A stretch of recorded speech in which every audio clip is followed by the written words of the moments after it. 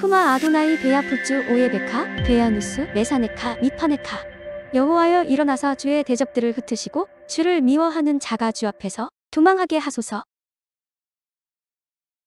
샬롬, 생각하는 성경 홀리아미입니다. 오늘의 말씀은 야곱이 이삭의 품을 떠나 라반이 있는 하란에 도착했을 때의 내용입니다. 우리는 어제의 말씀에서 야곱의 신앙 여정이 다음 단계로 넘어간다고 말씀드렸는데, 많은 믿는 자들의 신앙의 단계를 성장시키기 위해 인간적인 노력으로 안간힘을 쓰는 경우들을 많이 보았습니다. 그래서 하루에 수십 장씩 성경을 읽거나 몇 시간씩 기도하는 경우가 허다하죠. 때로는 그러한 인간적인 안간힘이 필요한 시기도 있지만, 우리들은 성경에 기록된 인물들이 어떤 방식으로 신앙을 성장시켰는지를 확인해 볼 필요가 있습니다. 야곱은 과연 어떤 방식으로 자신의 신앙을 성장시켰을까요? 아마도 야곱이 이삭의 품에서 리브가의 장막에 머물러 있을 때는 수십 장씩 성경을 읽거나 몇 시간씩 기도하는 형태의 방법으로 신앙을 성장시켰을 것입니다.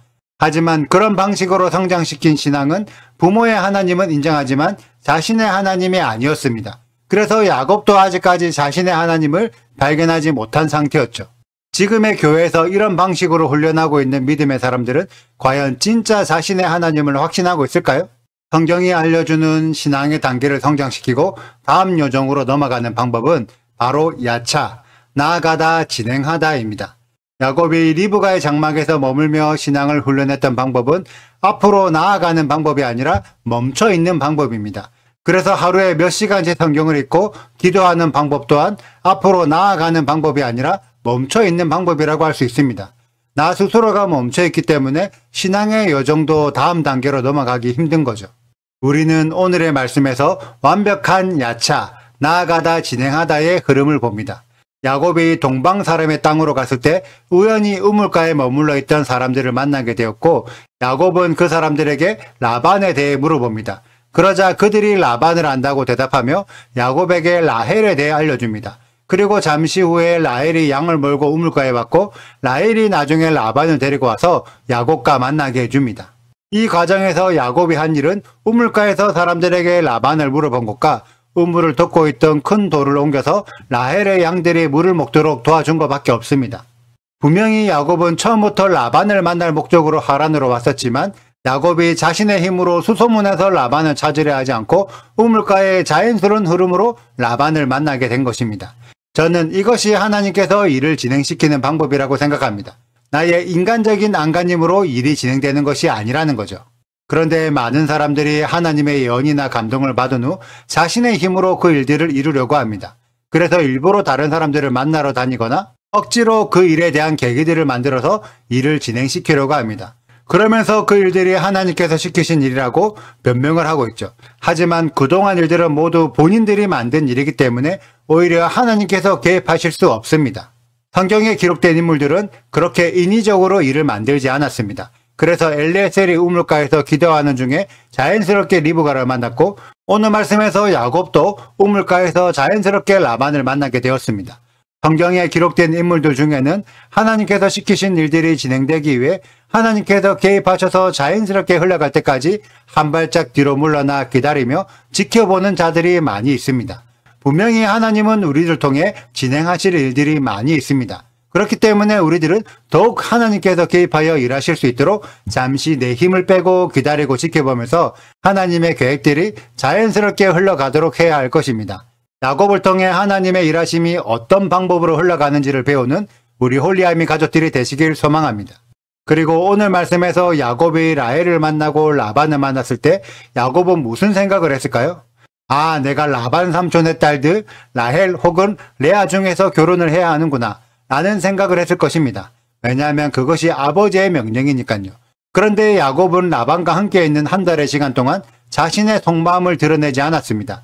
아버지의 명령으로 삼촌의 딸과 결혼해야 한다는 목적을 숨기고 그저 묵묵히 한 달 동안 열심히 일만 했을 뿐이었죠.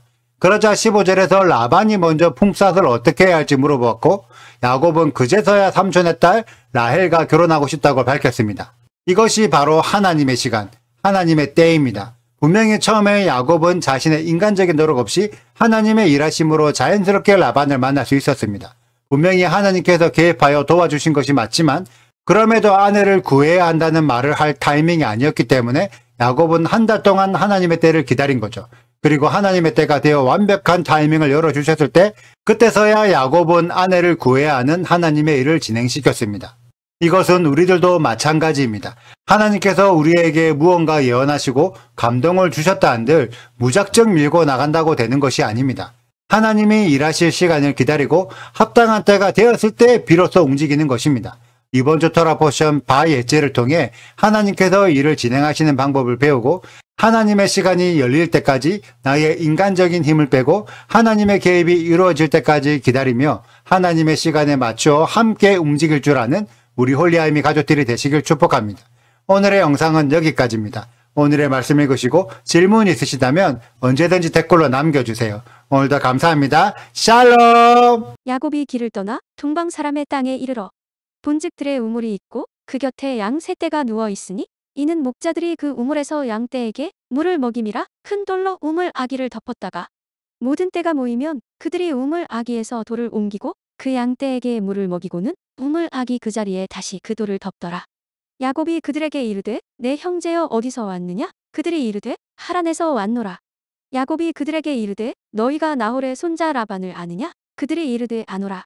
야곱이 그들에게 이르되 그가 평안하냐? 이르되 평안하니라. 그의 딸 라헬이 지금 양을 몰고 오느니라. 야곱이 이르되 해가 아직 높은즉 가축 모일 때가 아니니 양에게 물을 먹이고 가서 풀을 뜯게 하라. 그들이 이르되 우리가 그리하지 못하겠노라. 때가 다 모이고 목자들이 우물 아기에서 돌을 옮겨야 우리가 양에게 물을 먹이느니라. 야곱이 그들과 말하는 동안에 라헬이 그의 아버지의 양과 함께 오니 그가 그의 양들을 치고 있었기 때문이더라.